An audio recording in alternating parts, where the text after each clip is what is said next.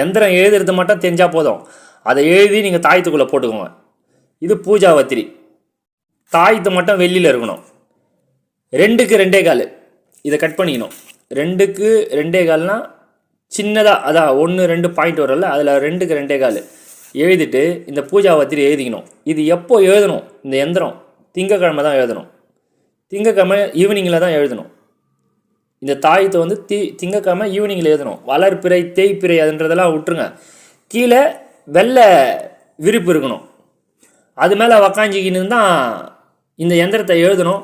இந்த எந்திரம் எழுதும்போது வந்து பார்த்தீங்கன்னா green colour pen ball point pen மாதிரி வாங்கிக்கோங்க. ஜெல்லு எடுக்கக்கூடாது, ஜெல்லு யூஸ் பண்ணக்கூடாது. இந்த எந்திரம் எழுதுறது நல்லா கொஞ்சம் பொறுமையாக கேளுங்க. இந்த எந்திரம் எழுதுறது தான் அங்கே விஷயமே. ஒரு வாட்டிக்கு மேலே இன்னொரு வாட்டி எழுத்து மேலே தேய்க்கக்கூடாது இந்த எந்திரத்தில். இதை கட் பண்ணிட்டீங்களா? இதை பூஜாவத்திரியை தாயத்து நீங்கள்